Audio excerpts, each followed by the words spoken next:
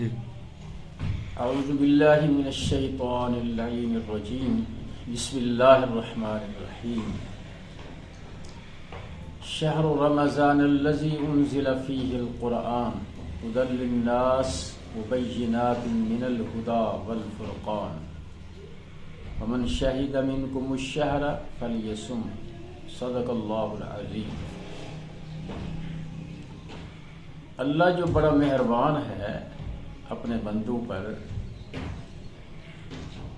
اور وہ انسان کو جنت کا مستحق بنانا چاہتا ہے اور انسان کی خطائیں معاف کرنا چاہتا ہے،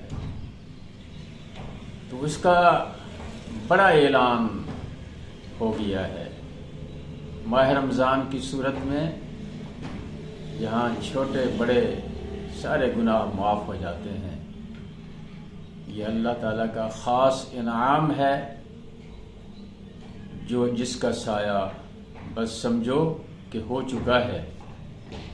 اب ہم انسانوں کو، مسلمانوں کو یہ ضروری ہو گیا ہے کہ وہ اب اللہ کی طرف لوٹ آئیں، اس کے حکم کی تعمیل میں جھک جائیں، اس کے حکموں کو، اس کے حرامین کو تسلیم کریں، رسول رحمت صلی اللہ علیہ وسلم کی تعلیمات کے مطابق ماہ رمضان کے روزوں کا اہتمام کریں، اور کوئی رات ایسی نہ ہو جس میں اللہ تعالیٰ کے سامنے کھڑے ہو کر نماز تراویح کے بعد اشک بار نہ ہوں۔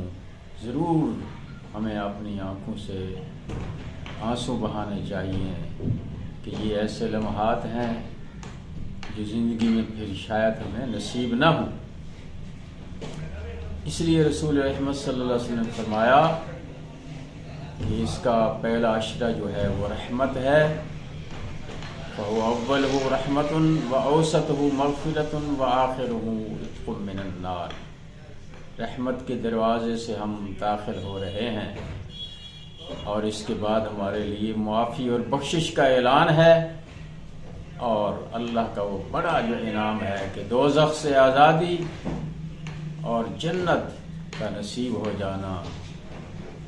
اس کے لیے اہل ایمان کو اس سیزن آ گیا ہے، بڑا مہینہ آ گیا ہے، تو اس کے لیے وقت ضائع کیے بغیر اپنے آپ کو سپرد کر دیں اپنے رب کے، اس کے حکموں کی تعمیل میں لگ جائیں۔ یہ 30 یا 29 دن ہیں، اس کی مثال یوں سمجھیں، یہ تاریخ کے، یہ ماہ رمضان کے یہ عظیم الشان اوراق ہیں، یہ 30 دن 29 دن، یہ وہ اوراق ہیں کہ جن پر ہمیں یہ لکھنا ہے کہ اے اللہ ہم معافی کے خواستگار ہیں، اے اللہ ہم تیرے حکموں کی تعمیل میں لگ گئے ہیں، اے اللہ ہم تجھ سے معافی چاہتے ہیں، اللہ ہم تجھ پر غیب کا ایمان رکھتے ہیں، یا اللہ تیری قدرتوں کو دیکھ کر ہم تیری پہچان رکھتے ہیں۔ تو اس لیے یہ ایک ایک روز جو ہے اس کو ایک ورق سمجھیں، اس پر ایسی کوئی غلط تحریر نہیں آنی چاہیے کہ جس کے اوپر یہ نشان لگا دیا جائے کہ اتنا بڑا ماہ رمضان بھی آئے اور پھر بھی ہم گناہوں کی دلدل میں پھنسے رہیں۔ اس سے بڑی بد نصیبی نہیں ہوگی۔ نبی صلی اللہ علیہ وسلم نے شخص کے لیے جبرائیل کی دعا پر آمین کہی تھی کہ جو شخص ماہ رمضان کو پالے اور پھر وہ اپنے گناہوں کو معاف نہ کرا سکے، وہ بڑا بدبخت ہے، بربادی ہے اس کے لیے دنیا میں بھی اور آخرت میں بھی۔ اللہ تعالیٰ کے ان انعامات سے خوب فائدہ اٹھائیں۔ اللہ کے ہاں روزے دار کی یہ قدر ہے کہ رسول اللہ صلی اللہ علیہ وسلم فرماتے ہیں کہ روزے دار کے منہ کی جو بو ہے وہ اللہ تعالیٰ کو ساری خوشبوؤں سے اچھی لگتی ہے، اس لیے کہ جب انسان سارا دن بھوکا پیاسا رہتا ہے، کچھ کھاتا پیتا نہیں ہے، تو کچھ منہ کی جو سمیل پیدا ہوتی ہے اللہ تعالیٰ کو وہ اس لیے قبول ہو جاتی ہے۔ تو یہ سارا معاملہ جو ہے یہ اللہ تعالیٰ کی رضا کا معاملہ ہے۔ ہمارے اوپر تو اللہ تعالیٰ کے بے شمار احسانات ہیں۔ وہ جو لیلۃ القدر کی رات اس میں آ رہی ہے، 27 رمضان المبارک تھی، سن ہجری 1366 میں پاکستان آزاد ہوا تھا۔ یہ ہمارا یوم آزادی بھی اسی میں آ رہا ہے، 27 رمضان المبارک سن ہجری 1366، یہ ہمارا یوم آزادی بھی ہے۔